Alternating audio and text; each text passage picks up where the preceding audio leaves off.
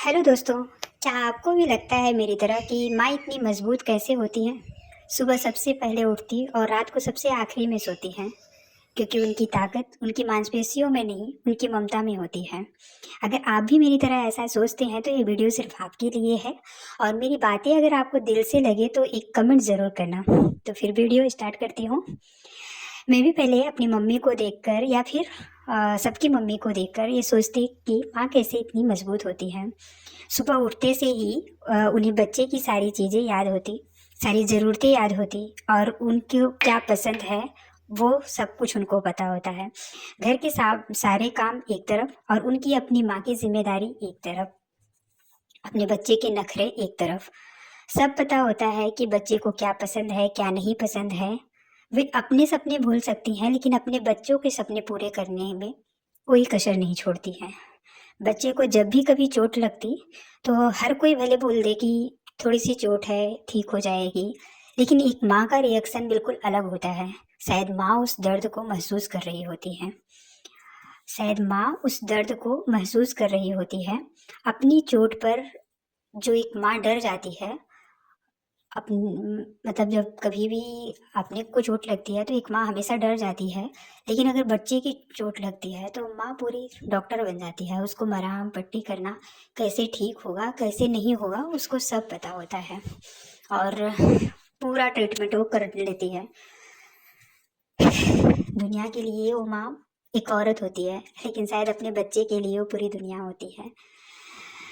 ये बात मुझे तब समझ में आई जब मैं खुद माँ बनी। जब मेरा बच्चा आया जिस टाइम पे, उस टाइम मुझे पता चला कि बच्चा जब जन्म लेता है तो एक बस बच्चा जन्म नहीं लेता है, बच्चे के साथ एक माँ में जिम्मेदारी, ताकत, सारी चीज़ें एक साथ जन्म लेती हैं। क्योंकि बच्चा को संभालने के लिए पूरा घर होता है, दादी नानी मामी मौसी सब लोग बच्चे को संभाल रहे होते हैं।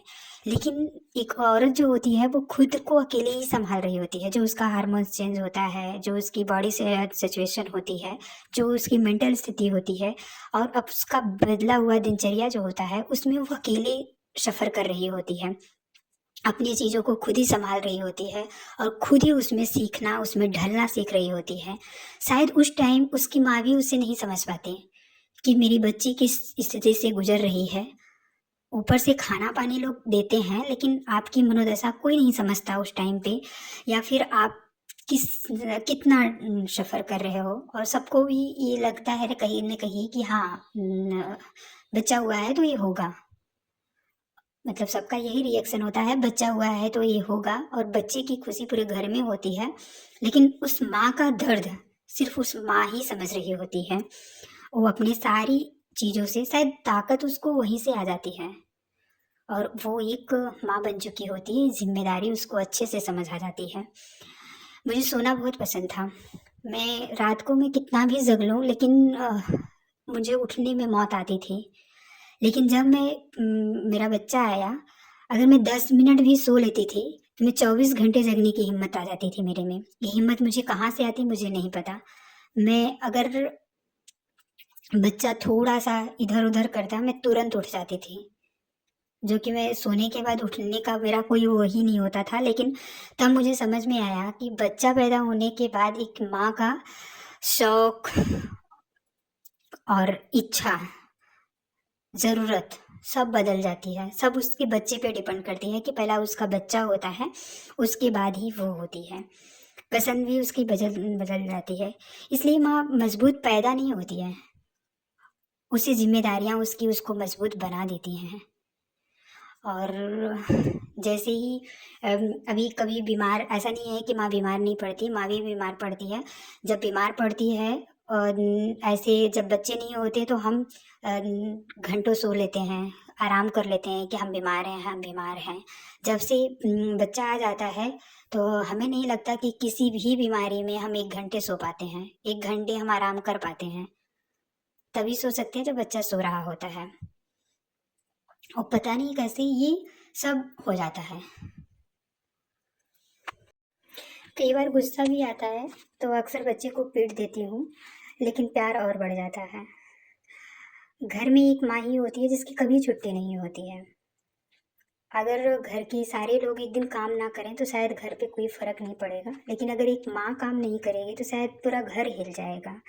कुछ बातें हमें उम्र के बाद समझ में आती हैं, जिसमें एक बात होती है माँ का रोल। जब हम छोटे थे बचपन में, जब माँ ऐसा लगता था कि मम्मी हर बात पे इतना टोकती क्यों है, लेकिन जब जिम्मेदारियाँ अपने कंधे पे आई तब समझ में आया कि माँ टोकती नहीं है, ये उनका फिक्र करना है। वो हर रोक टोक में हमें अपनी ज़िंदगी जीना सिखाती हैं कि कैसे ज़िंदगी जी जाती है, कैसे जिम्मेदारियाँ निभाई जाती हैं।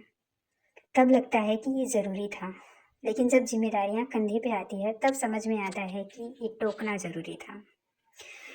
वो बस अपनी जिम्मेदारी में हमें जीना सिखाती हैं कि कैसे जीना है, लेकिन ये बात तब समझ में आती है जब हम माँ खुद बनते हैं, उससे पहले नहीं समझ में आती।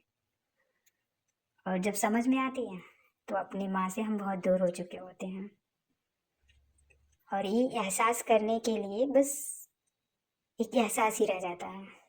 अगर ये वीडियो पसंद आई तो लाइक करना, शेयर करना और कमेंट करना ना भूलिएगा, और सब्सक्राइब भी कर दीजिएगा। बाय बाय, मिलती हूँ नेक्स्ट वीडियो में।